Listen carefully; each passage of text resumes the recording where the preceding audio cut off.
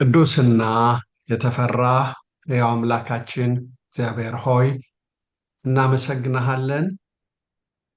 በቸርነትህ በፍቅርህና በርህራሄህ ሳምንቱን ሁሉ ጠብቀህ ለዚህ ጊዜ ስላደረስከን አንተን አምላካችንን እጅግ አድርገን እንባርካለን። ስምህን ከፍ ከፍ እናደርጋለን። በሰላምና በጤንነት የጠበቅከን አንተ ነህ። አምላካችን ሆይ ዛሬም ደግሞ ከቃልህ ማዕድ እንድንሳተፍ መጣን። አንተ እያንዳንዳችንን አግዘን። ለሚሰሙት ልጆችህ የመስማትን ጸጋ አንተ ስጥ። እኔም ባሪያህ ቃልህን ስናገር አፌን ክፈት፣ መልካምና ተገቢ ቃል ስጠኝ። ለልጆችህ በሚቆይላቸውና በሚያስታውሱት ለሌላውም በሚያካፍሉት መንገድ እውነትን መግለጥ እንዲቻለኝ አግዘኝ። ጌታ አምላክና አባት ሆይ በመሃላችን ሕያው ቅብብል እንዲኖር ፍቀድ። ይህን የማይወዱ ክፉ ኃይላት መስመሩን ለማጨናነቅ መልእክት ከአንዱ ወደ አንዱ እንዳይተላለፍ ለማወክ የሚመጡ በስም ስልጣን ይታገዱ። ጌታ ሆይ ጊዜያችንን አንተ ተረከብ። መንፈስ ቅዱስ ሆይ አስተምረን፣ በጌታ በኢየሱስ ስም።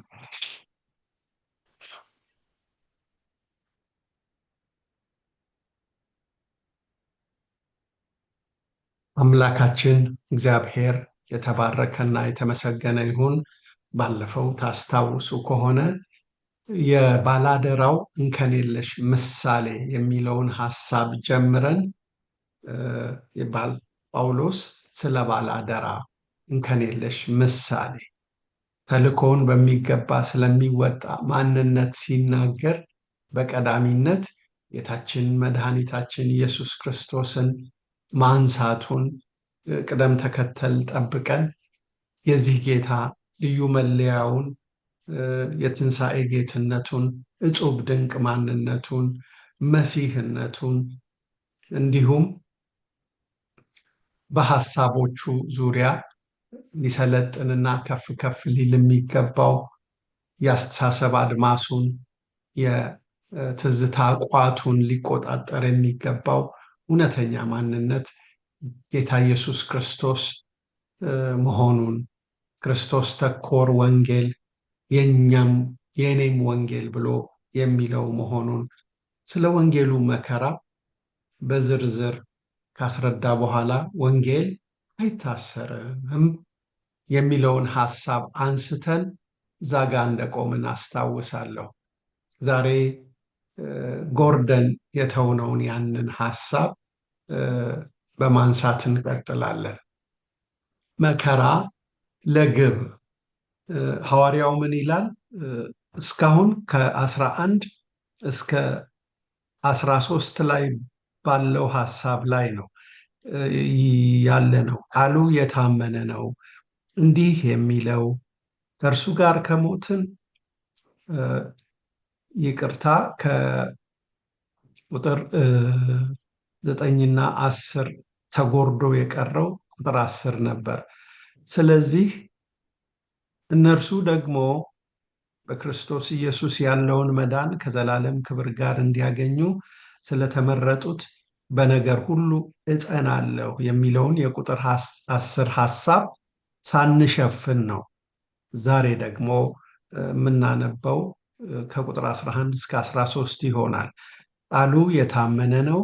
እንዲህ የሚለው ከእርሱ ጋር ከሞትን ከእርሱ ጋር ደግሞ በሕይወት እንኖራለን። ብንጸና ከእርሱ ጋር ደግሞ እንነግሳለን። ብንክደው እርሱ ደግሞ ይክደናል። ባናምነው እርሱ የታመነ ሆኖ ይኖራል፣ ራሱን ሊክድ አይችልምና። መከራን ለግብ የሚጠቀም ስቃዩን ሁሉ የእግዚአብሔርን ክብር ለምዕመናን ለማሳየት ራሱን የሰጠ የእግዚአብሔር ሰው ነው ሐዋርያው ጳውሎስ። በዚህ በቁጥር 10 ላይ መከራውን የሚያይበት ብርሃን እጅግ አስገራሚ ገጽታ አለው። ስለዚህ ይላል እነርሱ ደግሞ በክርስቶስ ኢየሱስ ያለውን መዳን ከዘላለም ክብር ጋር እንዲያገኙ። ሐዋርያው ወንጌል አይታሰርም በማለት ዘርዘር ያለ ትንተና ሲሰጥ ቆይቶ የሚቀበለው መከራ የሚቀበልበትን ተጨባጭ ምክንያት ማብራራት ይቀጥላል። ስለዚህ ሲል ያው ሁልጊዜ ስለ የቱ ብለው አማኞች ቢጠይቁ ስለ እግዚአብሔር ቃል፣ ስለ ወንጌል የሚለውን ማሰብ አውዳዊ ነው። የወንጌሉ ዓላማ ሰዎች ከኩነኔ እንዲያመልጡ ነው። የሚያልፍበት መከራ ዓላማ ያለበት መከራ ነው። ሐዋርያው ጳውሎስ ያው በዚህ ወቅት መብቱ ተገድቦ ከስፍራ ወደ ስፍራ እየተዘዋወረ መልእክት ማድረሱ ተቋርጧል። የመገረፍ የመደብደብና የመወገር መከራ ደርሶበታል። እስራትም መብቱ የገደበ መከራ ነው። ይህን መልእክት ሲጽፍም መከራ ውስጥ ነበር። ተልኮው መቋረጡ መከራው ከተገለጠባቸው ተግባራት መካከል ነው። ለእግዚአብሔር ሰው አገልግሎትን መከልከል፣ በአገልግሎት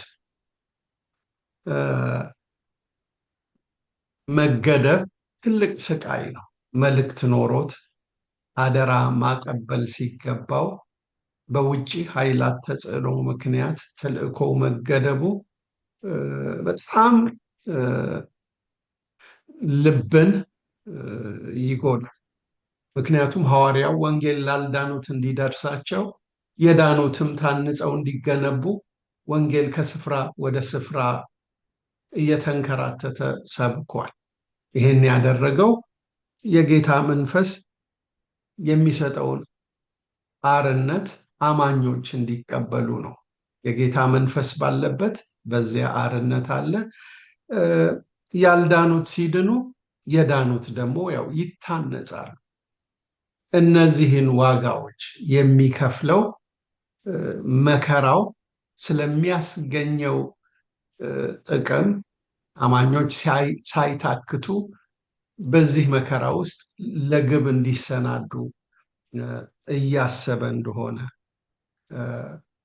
ምን ይላል?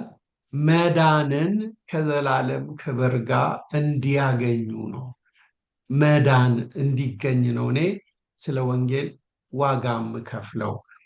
ብዙ ጊዜ መዳንን በተመለከተ መዳን በአዲስ ኪዳን ውስጥ በተለይ በግሪክኛው ሶዞ በውስጡ 4 መሰረታዊ ሐሳቦች ይዟል።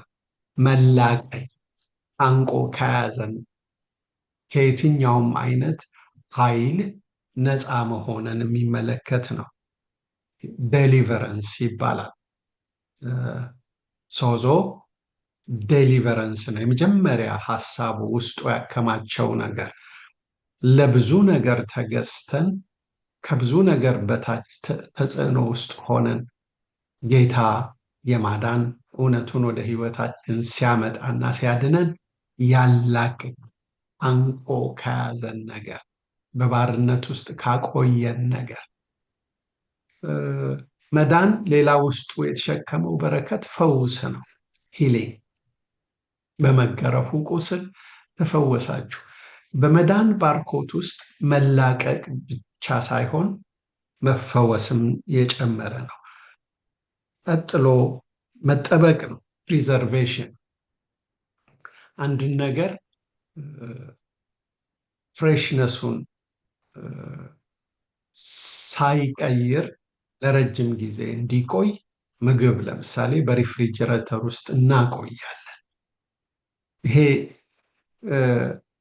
መጠበቅ በብዙ አቅጣጫ ስጋት ተወግዶልን፣ ፍርሃት ተወግዶልን በውስጣችን ምንም አይነት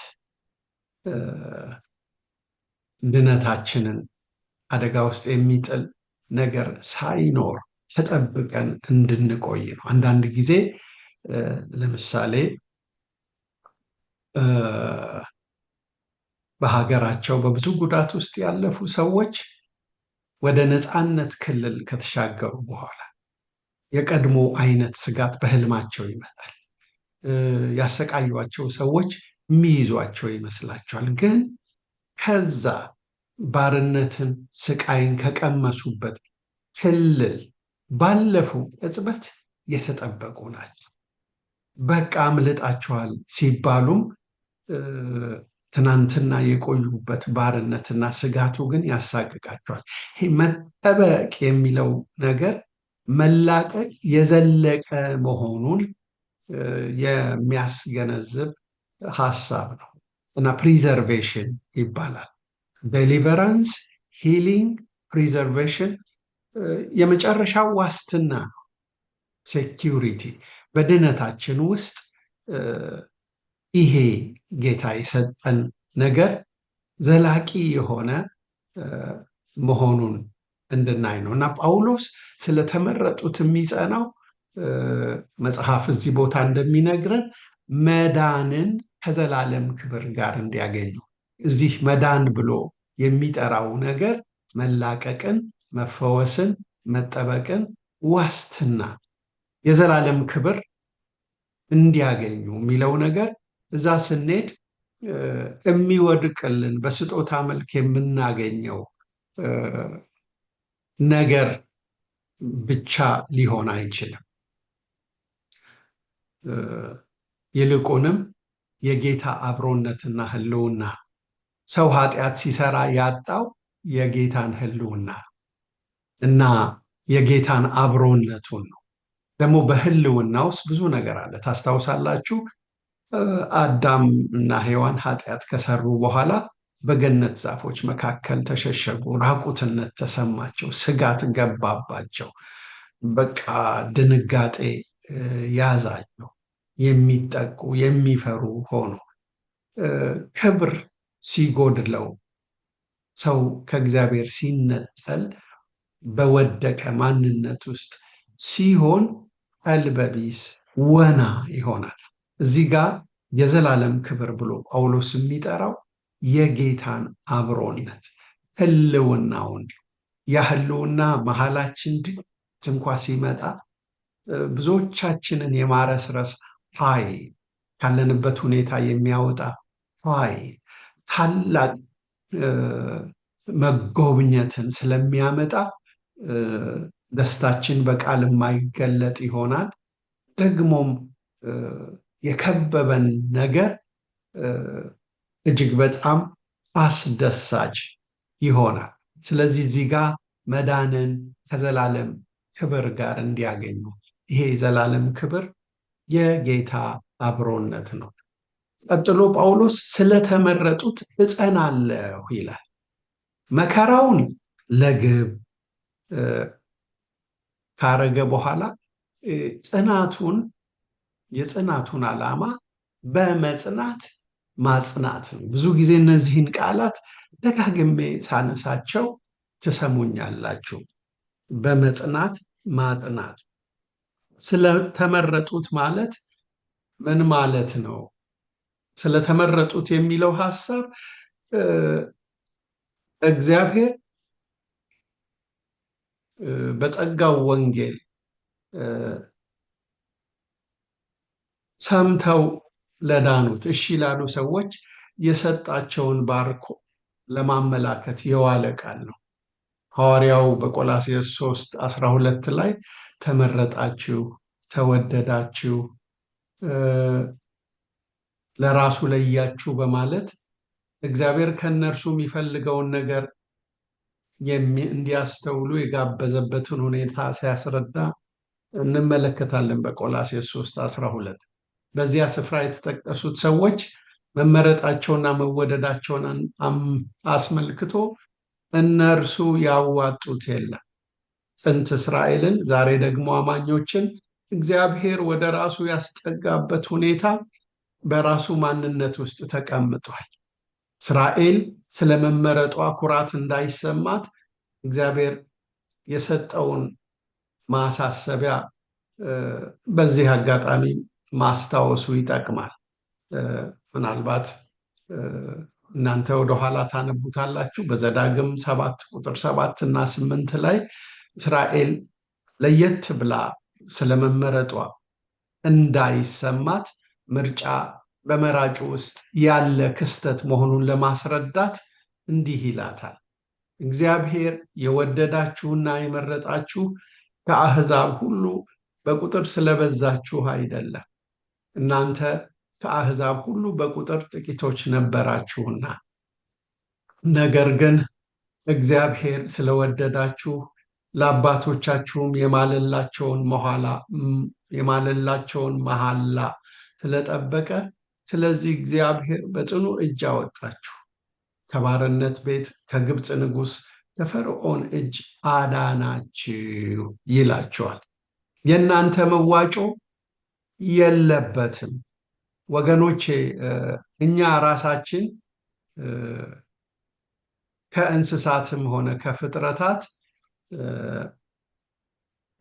በኋላ መፈጠራችን አንድ እግዚአብሔር ሰው ሲናገር እንዳለ እግዚአብሔር የላችሁበትም ማለቱ እንደሆነ ሊገባን ይገባል። እኛ ብርሃን ስትፈጠር እዚህ ጋር ቆሜ ነበር፣ እንዲህ አደርግ ነበር ብለን ማውራት ይቃጣን ነበረ። ነገር ግን እግዚአብሔር ሁሉን ካሰናዳ በኋላ እኛን ወደዚህ ዓለም ማምጣቱ የላችሁበትም፣ ሁሉ ነገር የመነጨው ከኔ ነው፣ የእናንተም ሕይወት የጀመረው ከእረፍት ነው። በስድስተኛው ቀን ተፈጠርን፣ ሕይወትን እግዚአብሔር ባረፈበት በሰባተኛው ቀን ጀመርን። ስለዚህ ምንጊዜም ምርጫ በመራጩ ውስጥ ያለ ክስተት ነው። መመረጥ የአምላክ የቸርነት ስጦታ፣ በአምላክ የቸርነት ስጦታ አማካኝነት ለተቀባዩ የሚተላለፍ የደግነቱ መታያ ነው። ራሱን የቀሰቀሰ ሙት የለም። እግዚአብሔር ለሚሰጠው የበቃና በጥረት የደረስኩበት ለማለት የሚደፍር ሊኖር አይገባም። መመረጥ እግዚአብሔር በጸጋው የሰጠን እድል ፈንታ ነው። ምርጫ ከእግዚአብሔር ችሮታ እንጂ ከፍጡር ችሎታ የሚመነጭ ድርጊት አይደለም። ጌታ የራሱ የሆኑትን ያውቃል። ለተመረጥን ሁሉ መራጩን ማድነቅ የቀረልን እድል ፈንታ ነው። ቅዱሳን ማለት የተለዩ ማለት ነው። እግዚአብሔር በጸጋው የዳኑትን ለየ። እኛ የራሳችን አይደለንም። እውነቱ ከገባን ልንሆንም አልተፈቀደልንም ማለት የራሳችን እንድንሆን አልተፈቀደልንም ማለት ነው። ወገኖቼ በእግዚአብሔር ለተመረጡ እግዚአብሔር የመረጣቸውን ሰዎች የሚለው በቲቶ 1:1 ላይ ያለው አባባል ሰምተው የዳኑትን ቅዱሳን ለማመልከት የተቀመጠ አባባል መሆኑ ልብ ሊባል ይገባል። ጳውሎስ ስለተመረጡት እጸናለሁ ሲል የሚለው ስለ ወንጌሉ ስብከት አዎንታዊ ምላሽ ሰጥተው በጌታ አመራር ስር የሚገኙትን ለማለት ነው። ለጊዜው ሐሳቡን በዚህ ሁኔታ ጠበብ አድርገን እንመልከተው። በጸጋ ውስጥ ያለ ችሮታ ነው መመረጥ እና ጳውሎስ ስለነዚህ ስለተመረጡት እጸናለሁ። እሱ በመጽናት ምን ያደርጋል? ማጽናት ነው። ምንጊዜም እረኛው ሲመታ በጎቹ እንደሚበተኑ ክፉ ያው ቢሆንም እረኛው ሲሸሽ በጎቹ የበለጠ ለበላተኛ እንዳይጋለጡ ሐዋርያው የተመረጡትን በላተኛ እንዳያገኛቸው እንደ ደመና በዙሪያው ካሉት ጋር ለመቀላቀል ቆርጦ በውጊያው ላይ ያሉትን ለማበረታታት ጸና። ከዚህ በፊት ሳስተምር እንደተናገርኩት ቤተክርስቲያን በሁለት ትከፈላለች ብያለሁ። ምን ማለቴ ነው? በውጊያ ላይ ያሉና ውጊያቸውን የጨረሱ the church militant and the church triumphant። የዕብራውያን ጸሐፊ በዕብራውያን ምዕራፍ 11 ቁጥር 1 ላይ ውጊያቸውን ስለጨረሱ የቤተ ክርስቲያን አባላት ነው የሚነግረን። እነዚህን የሚያህሉ ምስክሮች እንደ ደመና በዙሪያችን ካሉልን እያለ የሚናገረው እንደ ደመና በዙሪያችን ያሉት ምስክሮች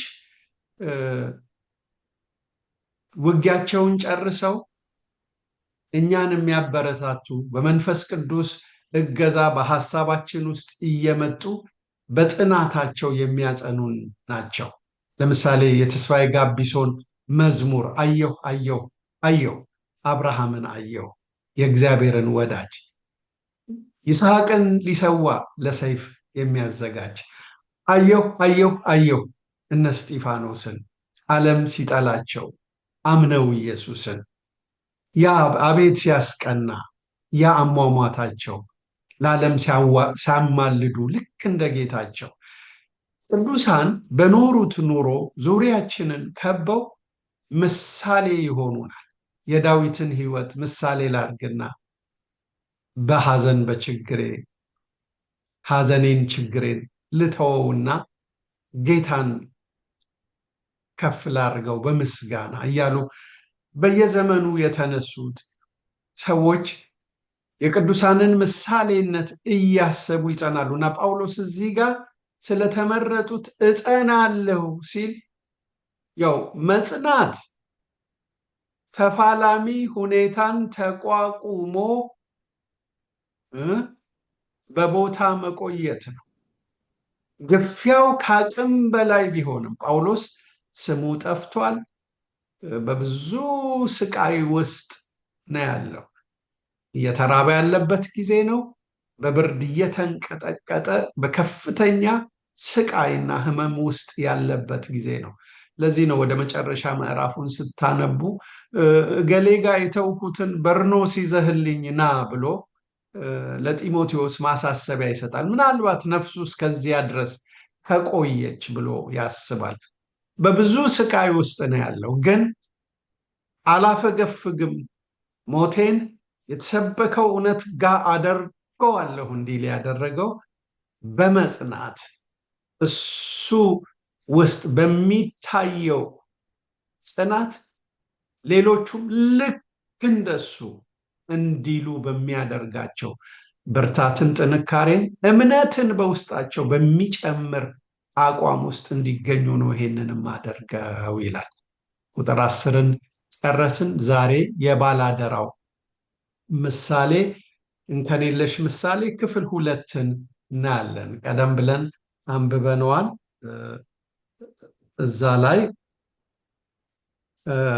ቃሉ የታመነ ነው እንዲህ የሚለው ይላል።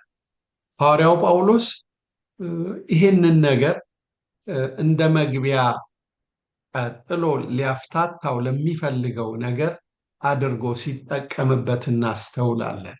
አባባሉ የተወሰደው ከጥንቲቱ ቤተክርስቲያን የእምነት መግለጫ ሳይሆን አይቀርም ተብሎ ይታሰባል። አጽንዖት ለመስጠት ወይም መንደርደሪያ ለማበጀት የሚውል ቀጣዩን ይፋዊ የሆነ የእምነት አቋም ለማስረገጥ የገባ አባባል ሳይሆን አይቀርም። በመቀጠልም እንደ ሰንሰለት ተያይዘው የተጠቀሱ ቃሎች ያመጣል። ቢሆን የሚሉት ሁኔታዎች መታያዎች አድርገው ሁሉም አባባሎች እንዲህ ቢሆን ከሚል ሁኔታ ጋር የተሳሰሩ ናቸው እና ደግሞ በማወላዳ መልኩም ተገልጠዋል። እነዚህ አባባሎች ከጥንቲቱ ቤተክርስቲያን የዝማሬ ስንኞች የተወሰዱ ናቸው የሚሉ ድምዳሜዎች ቢሰጡ የእርግጠኝነቱ ጉዳይ ምሁራኑን በማነጋገር ቀጥሏል። በዚህ ጉዳይ ላይ እዚህ ጋር የምናነባቸው ቃላት ማለት ቁጥር 11 እና 12 ላይ ያሉት እስከ 13 ከእርሱ ጋር ከሞትን ከእርሱ ጋር ደግሞ በሕይወት እንኖራለን፣ ብንጸና ከእርሱ ጋር ደግሞ እንነግሳለን፣ ብንክደው እርሱ ደግሞ ይክደናል፣ ባናምነው እርሱ ደግሞ የታመነ ሆኖ ይኖራል፣ ራሱን ሊክድ አይችልምና።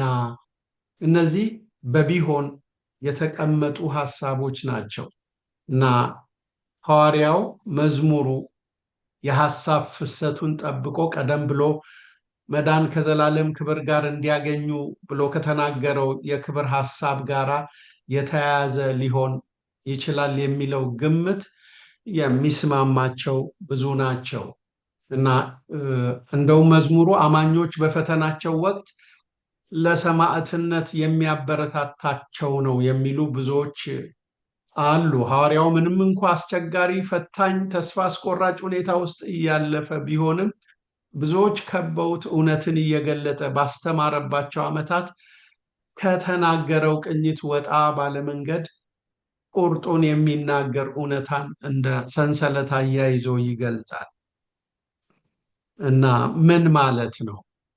ከእርሱ ጋር ከሞትን ምን ማለት ነው? ከእርሱ ጋር ከሞትን ከእርሱ ጋር መሞት የሚለው አባባል ለአንዳንዶች ለእምነት በመቆም የሚከፈል ሰማዕትነትን አመልካች አባባል ነው ይላሉ። ይሁን እንጂ የጌታ ኢየሱስ ክርስቶስ አዳኝነት አምነን ሞቱን በሚመስል ሞት የምንተባበርበትን ከመንፈሳዊ ምስጢራት አንዱን የጥምቀት ስርዓት የሚመለከት ነው የሚለው የተሻለ ነው የሚሉ ብዙዎች ናቸው። እኔም ይሄኛው አተረጓጎም ይስማማኛል። ከእርሱ ጋር ከሞትን የሚለው ምን ማለት ነው ለሚለው ሐሳብ የተሰጠውን አንዳንዶቹ መስዋዕትነት ወይም ሰማዕትነት አድርገው ይወስዱታል። ብዙዎች የእግዚአብሔር ሰዎች ደግሞ የዚህን ክፍል ንባብ ምናልባት በእምነት የሚወሰደውን ከጌታ ጋራ የመተባበሩን ስርዓት አመልካች ሳይሆን አይቀርም። ምክንያቱም ከዛ ቀጥሎ የሚነሳ ነገር ስላለ ነው። ጳውሎስ በሮሜ ውስጥ ወይስ ከክርስቶስ ኢየሱስ ጋር አንድ እንሆን ዘንድ የተጠመቅን ሁላችን ከሞቱ ጋር አንድ እንሆን ዘንድ እንደተጠመቅን አታውቁምን? በማለት አማኝ ከክርስቶስ ጋር የተሳሰረበትን አንድ መንፈሳዊ ምስጢር አንስቶ የአማኞች የዕለት ተዕለት ኑሮ ከኃጢአተኛ ምርጫና ዝንባሌ ጽዱ መሆን እንዳለበት ያስረዳል። አንዳንድ የመጽሐፍ ቅዱስ አማኞች ክፍሉ ከክርስቶስ ኢየሱስ ጋር አንድ እንሆን ዘንድ ስለሚል ይህንን በመንፈስ እንደመጠመቅ አድርጎ መውሰድ አግባብ አይሆንም። ምክንያቱም በአንደኛ ቆሮንቶስ 12:13 ምንባብ አማኝ በመንፈስ ጥምቀት ውስጥ በማለፉ በክርስቶስ አካል ውስጥ መንፈስ ቅዱስ ስለሚሰጠው ስፍራ ይናገራል በማለት በሁለቱ ምንባቦች ዙሪያ ይወዛገባሉ። ሁለቱ ለየቅል ናቸው። ሮሜ 6:3 እና አንደኛ ቆሮንቶስ 12:13 የመጀመሪያው ማለት የአንደኛ ቆሮንቶስ 12:13ቱ ከዩኒቨርሳል ቸርች ወይም ከክርስቶስ አካል ጋራ ከማይትታየው ቤተክርስቲያን ጋራ ያለንን ትስስር ነው የሚናገረው። የሮሜ 6:3ቱ ሐሳብ ግን አማኝ በግሉ ከክርስቶስ ጋር ሞቱን በሚመስል ሞት ያለውን ትብብር ነው እና ጥምቀትን ነው እዚህ ቦታ የሚያነሳው። ለኃጢአት መሞት ማለት ምን ማለት እንደሆነ በጥንቲቱ ቤተክርስቲያን በተለምዶ የሚነገር አንድ ትኩረትን የሚስብ ታሪክ አለ። በአራተኛው ክፍለ ዘመን ትጉህ ደቀ መዝሙር የሆነ አንድ ወጣት ታላቁን እና ደጉን መቃርስ የሃይማኖት አባት ነው፣ መቃርስን ለማነጋገር ፈልጎ ለኃጢአት መሞት ማለት ምን ማለት ነው ብሎ ጠየቀ። መቃርስ ሲመልስለት እንዲህ አለው፣ ከጥቂት ጊዜ በፊት ሞቶ የተቀበረው ወንድማችንን ታስታውሳለህን? ወደ መቃብሩ ሂድና ስለ እርሱ የሰማኸውን ክፉ ነገር ሁሉ ንገረው። ከዚያም በመቀጠል ልጄ ሆይ ሂድና ምን እንደሚመልስልህ ስማ አለው። ወጣቱም በትክክል እንደተረዳው ተጠራጠረ። መቃርስ ግን ልጄ ሆይ እንዳልኩህ አድርግ፣ መተህም የሚለውን ንገረኝ አለው። ያው ጥንት አባቶች ይከበራሉ። ስለዚህ ወጣቱም ሄዶ ተመለሰና ምንም መልስ አላገኘሁም፣ እርሱ ሙት ነው እኮ አለ። ዳግመኛ ሂድና በሚያቆላምጡና በሚያሞካሹ ቃላት ሞክረው፣ እንዴት ያለ ታላቅ ቅዱስ እንደነበረ፣ ምንኛ ክቡር ሥራ እንደሰራና እንዴት እንደናፈቅነው ንገረው፣ ተመልሰህም የሚለውን ንገረኝ አለው። ወጣቱም መቃርስ እንዳለው አደረገ። ሲመለስም አባቴ ሆይ ምንም አይመልስም፣ እርሱ ሞቷል ተቀብሯልም አለ። ሽማግሌው አባት መቃርስም እንዲህ አለ፣ ልጄ ሆይ ለኃጢአት መሞት ከክርስቶስ ጋር መሞት መቀበር ምን ማለት እንደሆነ አሁን አወቅ። በእውነት ከክርስቶስ ጋር ለተቀበረ ከክርስቶስ ጋር ለሞተ ለተቀበረ ሰው ምስጋናም ሆነ ነቀፋ ምንም አይደሉም አለው። አማኞች እምነታቸውን በሞተ ጌታ ላይ ቢያደርጉ፣ በጥምቀት ከእርሱ ጋር ቢተባበሩ፣ ሞቶ የተነሳው ጌታ ድልና ትንሣኤም በእምነትም ሆነ በልምምድ የነርሱ ነው። የክርስቶስ ሞት በመንፈሳዊ ይዘቱ የሰው ዘር ሁሉ ሞት ነው። ይህ ተግባራዊ በሆነ ገጽታው ሲገለጥ የራስ ወዳድነታቸውንና የሥጋዊ ዝንባሌያቸውን ማንነታችንን ፍጹም ሞትና መጥፋትን ሐዋርያው ጳውሎስ በሮሜ 6ና በሁሉም መልእክቶቹ ላይ የሚያስታውቀን በዚህ ገጽታው። እንግዲህ እውነት የሆነውንና ውሸት ያልሆነውን እንመን። እኛ ሞተናል። እንደ አማኞች የሞትነው እንደ ሞትን ስለተሰማን ሳይሆን እግዚአብሔር ሕይወታችንን በክርስቶስ ሞትና ትንሣኤ ውስጥ ስላጠቃለለው ነው። አብዛኞቻችን እንደምንገነዘበው ቀብር ሞትን ተከትሎ የሚመጣ ጉዳይ ነው። ክርስቶስ መቀበሩ ደግሞ ለሞቱ እንደ ማረጋገጫ እንደነበር አንስተው የክርስቲያኖች ከክርስቶስ ጋር መቀበር የሚያመለክተው ከክርስቶስ ጋር መሞታችንን ነው። እርሱ የሞተው በኃጢአት ምክንያት እንደሆነ እነርሱም የሞቱት ለቀደመው የኃጢአት ሕይወት ነው። ክርስቶስ ተቀብሮ እንዳልቀረ ታሪካቸው አያበቃ። ወገኖች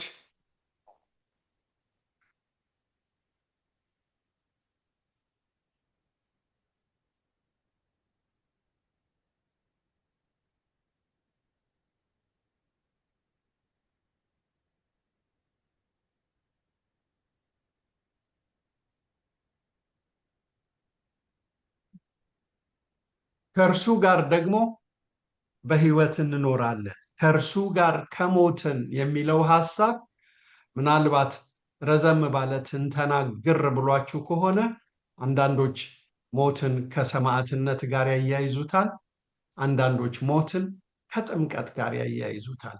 ለእኔ የሚስማማኝ ከጥምቀት ጋር ተያይዞ የቀረበው ከክርስቶስ ጋር በእምነት ተሳስረን የምንወስደው የእምነት አቋም ከእርሱ ጋር ከሞትን ስንጠመቅ ሞቱን በሚመስል ሞት እንተባበረዋለን። እዛ ሞት ውስጥ እንገባለን። እዛ ሞት ውስጥ ገባን ማለት ምንጊዜም እኔ ለእኔ ብለን የምንኖረውን ኑሮ ለማቆም አልገባን እና በቀጣዩ ሕይወቴ አንተ ንገስበት፣ ሕይወቴን አንተ ምራ ብለን በጥምቀት የተቀበረ እዛው ተቀብሮ አይቀርም። ትንሣኤውን በሚመስል ትንሣኤ ይነሳል። ስለዚህ ጳውሎስ ከእርሱ ጋር ከሞትን ከእርሱ ጋር ደግሞ እንነሳለን። ከሞትን ብቻ ነው በሕይወት የመኖር እድል ያለን። በዚህ ስፍራ እንደምንመለከተው ከእርሱ ጋር ከሞትን ከእርሱ ጋር ደግሞ በሕይወት እንኖራለን። እርግጥ ነው ሰዎች እርሱን አምነው ከእርሱ ጋር ተሳስረው የሚወስዱትን የእምነት እርምጃ የሚመለከት መሆኑ ብዙ የእምነት አባቶች ይቀበላሉ። እኔም ይሄኛው የተሻለ ይስማማኛል። ወገኖቼ የክርስቶስ ትንሣኤ ወጥታ የነበረችው ነፍስ ተመልሰዋ በመግባቷ የተፈጠረ ነፍስ መዝራት አይደለም። ትንሣኤው ማንሰራራት አይደለም፣ ይልቁንም አዲስ ሕይወት ነው። የተከልነው ዘር ከተዘራው የተለየ ማንነት አስከትሎ ከተፍ እንደሚል ሁሉ የክርስቶስ ትንሣኤ ክብርና አዲስ ሕይወት አይነተኛ መለያው ነው። ለምሳሌ አንድ የበቆሎ ቅንጣት ዘርተን አዲስ የበቆሎ አገዳ በእርሱም ላይ ከዘራነው አንድ ፍሬ ጋር ሲወዳደር በርካታ ፍሬዎች የምናይበት አዲስ ክስተት እንደሚፈጠር አብዛኞቻችን እንረዳለን። ትንሣኤው ሁለት አይነት ባህሪያት አሉት። እነሱም ክብርና አዲስነት። ክብር ልዩ ማዕረግን፣ የተለየ እውቅና ማግኘትን የሚመለከት ነው። አዲስነት ደግሞ ወትሮ ያልነበረ ነገር ከነበረው ለየት ያለ ወይም ለየት ባለ ሁኔታ የተጀመረ ድርጊትን ያመለክታል። የክርስቶስ ትንሣኤ እነዚህን ሁለት ባህሪያት ለብሰዋል። ትንሣኤ የጉዳት ካሳ አይደለም፣ ይልቁንም ጉዳት የማይታሰብበት አዲስ ትዕይንት ነው። አሮጌው የውርደት ጠባሳ የለም። በአማኙ ውስጥ አዲስ ጅማሬ ነው፣ ይልቁንም በታላቅ ክብር የተሞላ የአምላክ ረቂቅ ሥራ ነው። ክርስቶስ የሞትን መንደር ትቶ ወደ ሕያዋን አምባ ሲመለስ በክርስቶስ ማንነት ውስጥ ያለፈው ትዕይንት ነፍስ ከመዝራት ያለፈ ነው። ትንሣኤ በክርስቶስ ማንነትና ሕይወት አዲስ ጅማሬ እውን እንዳደረገ ሁሉ ከክርስቶስ ጋር በእምነት ተሳስረው አማኝ ከክርስቶስ ጋር በእምነት የተሳሰረው አማኝ ወገኖቼ ሕይወቱ ተጠግኖ መሻሻል ሳይሆን አዲስ ሕይወትን መቀበል ነው። ይልቁንም አዲስ ፍጥረትነት ነው። መፈጠር ማለት ከምንም ነው። ትንሣኤ ማለት በቁጥጥር ስር ካደረገን ወይም በቁጥጥር ስር ያደረገንን የሞትን ኃይል ድል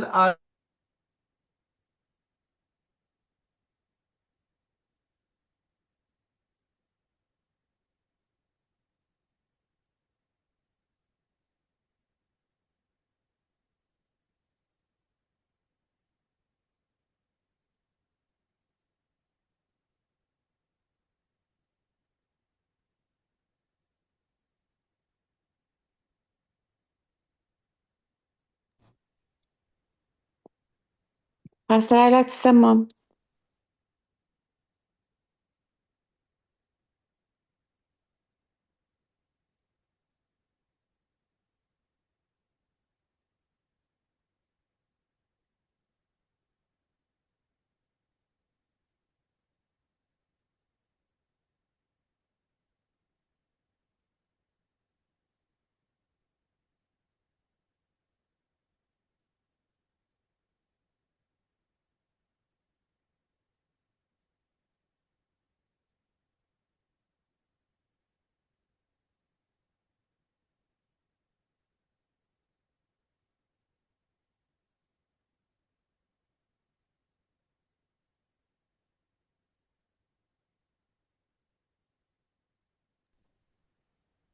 አስወጣው መሰል አስወጥቶት ነው። አዎ አሁን ተመልሶ ይገባል። ያ ምናልባት የኔንም ኤግዚት ልበለው አንቺን ከሆስት ላድርግሽ እና አንድ አይነት ከሆነ እንትን ሊለው ይችላል።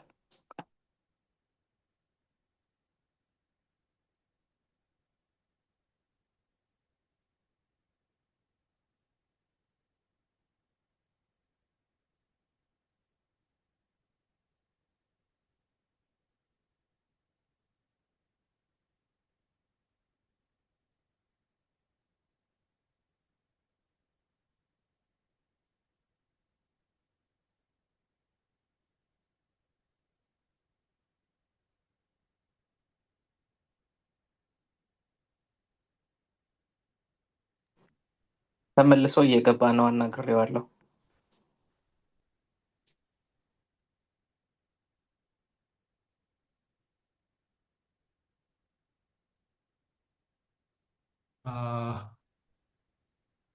ቅዱሳን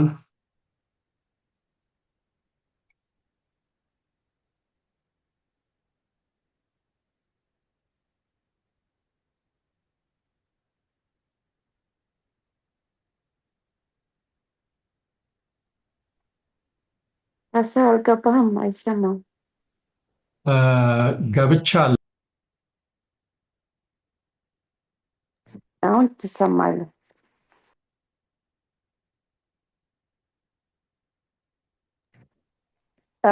ሚዩትድ ነህ። አንሚዩት አድርገው።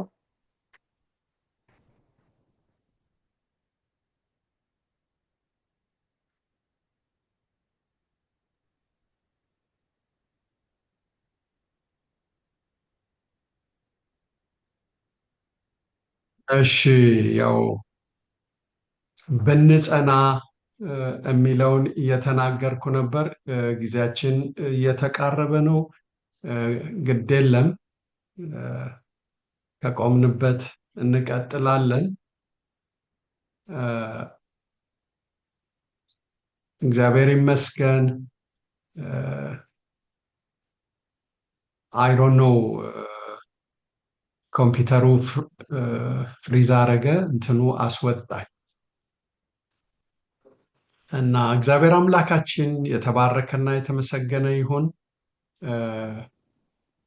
እዚህ ቦታ ላይ ሐዋርያው ስለ ትንሣኤ ከእርሱ ጋር ከሞትን ከእርሱ ጋር ደግሞ በሕይወት እንኖራለን። ቀጥሎ የሚያነሳው ነገር ብንጸና የጽናት ጥሪ ነው። ከእርሱ ጋር ደግሞ እንነግሳለን ብሎ ሁለተኛውን ሰንሰለት ያነሳል። ከእርሱ ጋር ከሞትን ከእርሱ ጋር በሕይወት እንኖራለን፣ ብንጸና ከእርሱ ጋር ደግሞ እንነግሳለን። ጽናት ምንድን ነው ብለን ካልን ቀደም ብዬ ከእርሱ ጋር ያለው ግንኙነት ሕይወት የተላበሰ መሆኑን አስረድቻለሁ። የክርስቶስ ትንሣኤ ክብርንና አዲስነትን የተላበሰ እንደሆነ ሁሉ የእኛም ትንሣኤ እንደዛ አይነት ገጽታ አለው የሚል ጠለቅ እና ያለና የተብራራ ነገርን አንስቻለሁ እና ጳውሎስ ከእርሱ ጋር ከሞት ማለት በእምነት የእሱ ሞት ሞታችን እንደሆነ ተቀብለን ሕይወታችንን ከእርሱ ጋር ካስተሳሰረ፣ ልክ አባ መቃርስ እንዳለው የሞተ ሰው ለምስጋናም ቢሆን ለነቀፋ ሙት ነው እና ለዛ ወጣት ልጅ ለማስረዳት አባ መቃርስ ሂድና ዘመዳችን የሞተውን አነጋግረው፣ በሕይወት ሳለም እንዲሰርተሃል፣ እንዲሆነሃል፣ ይሄን አርገሃል በለህ የምትችለውን ሁሉ ክፋት ንገረው፣ ተመልሰህናና ያለህን ንገረኛ። ከዛ ደግሞ ሂድና አሞካሸው፣ አመስግነው፣ እንዳንተ እጹብ ድንቅ ማንም አልነበረም በለው፣ እሱ እኮ ሙት ነው አይመልስም አለ ያ ወጣት። ልክ እንዲሁ ከክርስቶስ ጋር ከሞትን ማለት በእንደዚህ አይነት መረዳት ሕይወትን መምራት ማለት ነው። የሞተ ሰው እንደ ባለመብት ለራሱ አይከራከርም፣ ደግሞም ጎዳችሁኝ ብሎ ለመብቱ አይቆምም። በአጠቃላይ ልክ እንዲህ ባለ መረዳት በመንፈሳዊ ጉዞአችን እንድንራመድ ጌታችን መድኃኒታችን ኢየሱስ ክርስቶስ በዝምታ በዝግታ ሕይወቱን እንደመራ እንደገናም ደግሞ ሞቶ እንዳልቀረ መጽሐፍ በዚህ ስፍራ ይነግረናል። ከዛ ምን ከእርሱ ጋር ከሞትን በሕይወት እንኖራለን የሚለው በትንሣኤው ሕይወት ማለት ነው። በአዲስ ክብር፣ በአዲስ ማንነት። ከዛ ቀጥሎ ጳውሎስ የሚያነሳው የጽናትን ጥሪ ነው። ብንጸና ብሎ ራሱንም ጨምሮ ነው። በነገራችን ላይ ብንሞት ብሎ ሲናገር ራሱ እዛ ውስጥ አለ። ብትሞቱ አላለም። ምክንያቱም እንደ ጳውሎስ ያለ ሞትን በጥልቀት የተረዳ ሰው እኔ የኔን ጨርሻለሁ፣ አብቅቶልኛል፣ ስለናንተ ነው አላለም። በዛ ሂደት ውስጥ በማያቋርጥ ሁኔታ አማኝ ጌታን ፈርቶ ፈቃዱን ፈጽሞ የሚኖረውን ኑሮ ለማስረዳት ነው። ከእርሱ ጋር ከሞትን ከእርሱ ጋር በሕይወት እንኖራለን ካለ በኋላ ብንጸና ከእርሱ ጋር እንነግሳለን ይላል። ብንጸና ላይ እናተኩራለን። ከእርሱ ጋር ያለው ግንኙነት ሕያውነትን የተላበሰ ነው። አማኝ ለአዲስ ሕይወት ከተነሳ በኋላ የጽናት ጥሪ ተደርጎለታል። ጽናት የሚመጣውን ታላቅ መከራ ተቋቁሞ ስፍራን ሳይለቁም ሆነ ሳያፈገፍጉ በስፍራ መቆየት ነው። ሐዋርያው ጽናትን ለሌሎች የሚያዘው መንፈሳዊ ድርጊት ሳይሆን የራሱን ድርሻ በመወጣት ሌሎች ወደዚህ የመስዋዕትነት ሕይወት ይጠራል። ስለተመረጡት እጸናለሁ ብሏል። ቀደም ብሎ ታስታውሳላችሁ። አሁን ደግሞ ብንጸና ብሎ ይጠይቃል። የእኔን ድርሻዬን ተወጥቻለሁ እናንተም ተዘጋጁ ሳይሆን የሚለው አብረን ይህንን ታላቅ ተግባራዊ ኃላፊነት እንወጣ ሲል ልባዊ ጥሪ ያቀርባል። በወደቀው ዓለም ሕይወት ፈታኝ ናት። አብረን ይህንን ታላቅ ተግባራዊ ኃላፊነት እንወጣ። በዓለም ሳላችሁ ምን መከራ አለባችሁ። በክርስቶስ ፈቃድ ለመኖር የሚከፈል ዋጋ ነው ጽናት። ውድ ወገኖቼ ሰዎች የደረሰባቸውን መከራ ሁሉ ለሽልማት ያበቃቸዋል ማለት ጨርሶ አይደለም። አማኞች መከራ ያገኛቸው ከምን የተነሳ ነው የሚለው ጥያቄ በአስተማማኝ መንገድ መመለስ አለበት። በክርስቶስ ፈቃድ ለመኖር የሚከፈለው ዋጋ ጽናት ተብሎ ይጠራል። ባላደረግነው ስንወነጀል መታገስ ነው። ለምሳሌ የእሳት አንደበታችን የሚያመጣብን መከራ ስለ ክርስቶስ እንደምንቀበለው አድርጎ ማሰብ ስህተትነት አለው። ወይም ከመስመር የወጣ ተግባራችን በእብሪት የተሞላ እርምጃችን ያመጣብንን መዓት ስለ እግዚአብሔር ፈቃድ የተቀበልነው መከራ ነው ብሎ ለማሰብ የተበላሸ እይታ እንዳለን ገሃድ ያደርጋል። ወገኖቼ የተሰማራንበት የህይወት መስክ ንግድ ቢሆን ብንከስር ያንን ኪሳራ የምናስተናግድበት ትዕግስት የጽናታችን አካል እንደሆነ መገመት እንደ ጽናት መውሰድ አግባብ አይሆንም። የተሳሳተ ውሳኔ የሚያመጣብን ስቃይ የጽናታችን አካል አድርጎ ለማሰብ መጣደፍ ልክ አይሆንም። መጽሐፍ ቅዱስ ጽናት ብሎ ከሚጠራቸው መካከል ጥቂት ተግባራዊ ምሳሌዎችን እንመልከት። ጌታ ኢየሱስ ክርስቶስን የህይወታችን አዳኝና ጌታ አድርጎ በመቀበል የሚያጋጥም የንብረት ንጥቂያ፣ ለዚያ የምናሳየው ትዕግስት የሞላበት ምላሽ እንዲሁም በመንፈሳዊ አቋማችን ላይ መዛባት ሳያስከትል በልብ ስፋት የምንቀበልበት ሁኔታን መጽሐፍ ቅዱስ እርሱን ጽናት ብሎ ይጠራዋል። ክፉ ዝንባሌያችንን መግታት መጽሐፍ ቅዱስ እርሱን ጽናት ብሎ ይጠራዋል። ምክንያቱም በተፈጥሯችን ውስጥ ያሳመመህን ምን ያሳረርህን አሳርረው የጎዳህን ጉዳው የሚል በእያንዳንዳችን ውስጥ የተገነባ የወደቀው ሰው የበቀል ስሜት አለ። በአገልግሎት ሰበብ የሚከፈል ህይወት የመስዋዕትነት ህይወት፣ ችግር፣ ስቃይ፣ ኪሳራ ስለ ክርስቶስ ስንቀበል ስለ ጌታ የተቀበልነውን በጸጋ ብንይዘው መጽናት ሆኖ ይቆጠራል። በውስጣችን ያለፈውን ክፉ መሻትና ምኞት ያለማቋረጥ በመዋጋት ሐሳባችንን ሁሉ ለጌታ ማስገዛት እርሱ እንደ ጽናት ሊወሰድ ይችላል።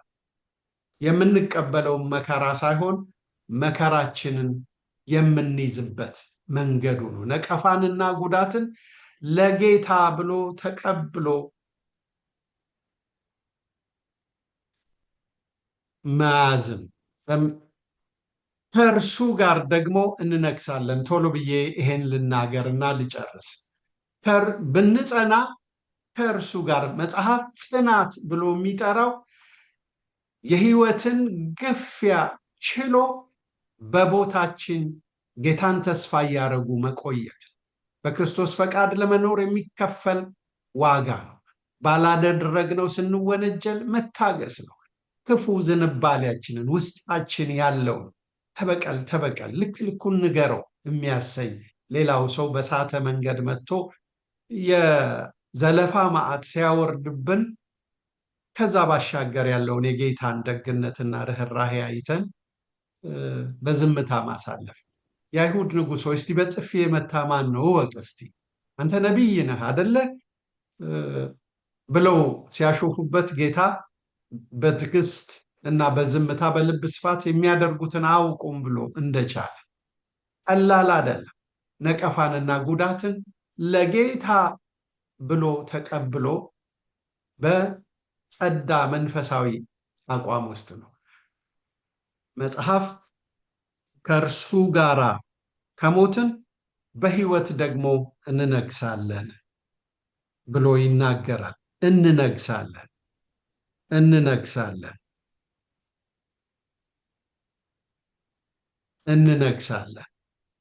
ክብርን አብረን እንጋራለን፣ አብረን እንከብራለን። አብረን መክበር ነው። የአማኞች ሞት ብቻውን እንዳልነበረ ንግስናውን ከክርስቶስ ጋር በጥብቅ የተቆራኘ ነው። በምጥ ስቃይ ውስጥ የምታልፍ ሴት ስለምታቅፈው ልጅ ስታስብ መከራዋን እንደምትረሳው ሁሉ አማኞች የሚያልፉበት የዛሬ ዘመን መከራ ስለሚመጣው ድንቅ ዘመን እያሰቡ የአሁንና የዚሁን ጉዳታቸውን ይረሳል። የሚያልፉበት አበሳና የሚያገኙት ክብር ሊወዳደሩ የሚችሉ አይደሉም። የዚህ ዘመን አበሳና ወደፊት የሚያገኛቸው ክብር ሊተያዩ የማይችሉ ናቸው። እዚህ ትዕግስትና ጽናት ይጠበቅባቸዋል። እዚያ ግን ሐሴትና ንግስና ይጠብቃቸዋል። ሐሴቱም ከቃል መግለጫ በላይ ሐሴቱ ከቃል መግለጫ በላይ ነው። ንግስናውም ዘላለማዊ። ይህ እንዴት ያለ መታደል ነው! መጪው ዘመን ይዞላቸው የሚመጣው እጹብ ድንቅ ደስታና ከበሬታ ነው። ምጥ ያበቃል፣ እንባ ይታበሳል።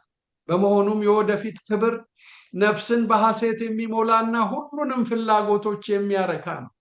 በሰማያዊው ዓለም መከራ የለም።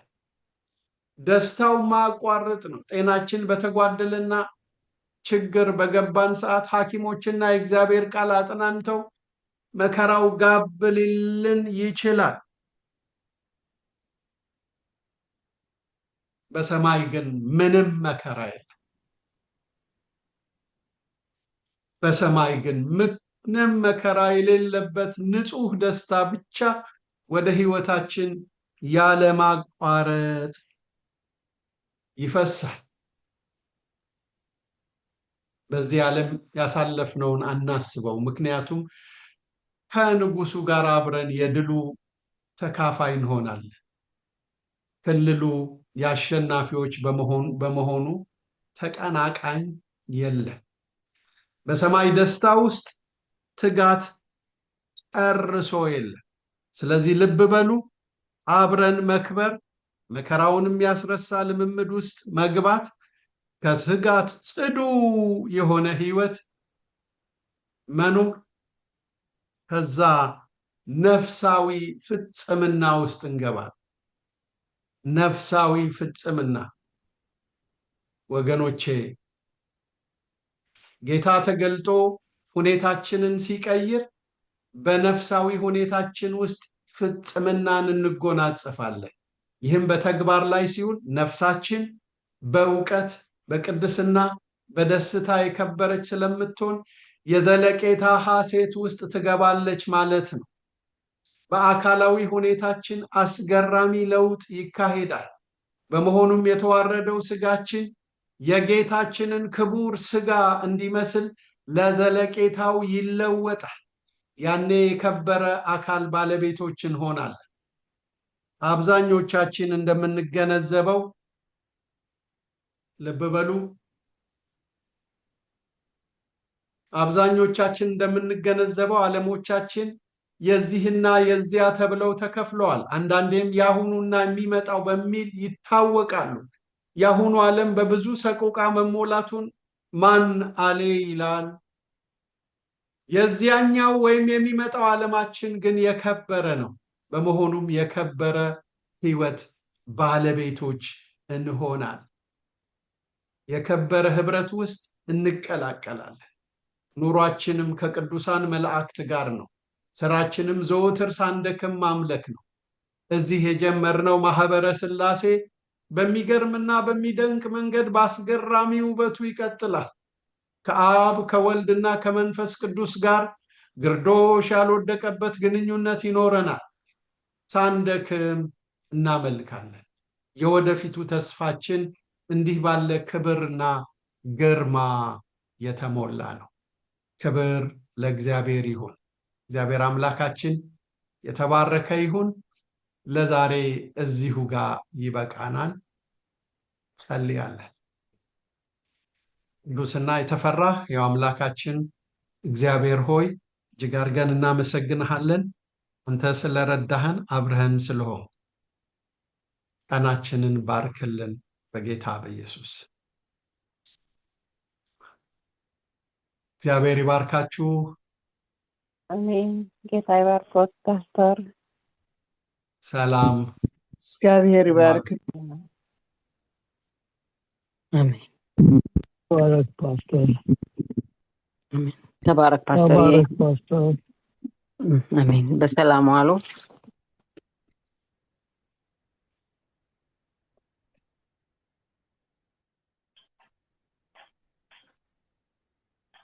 እግዚአብሔር ይባርክ።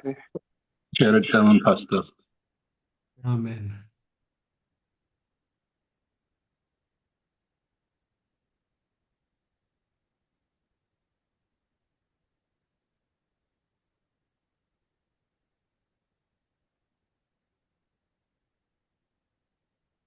ጌታ ይባርክ ፓስተር። ቀን ይባረክ።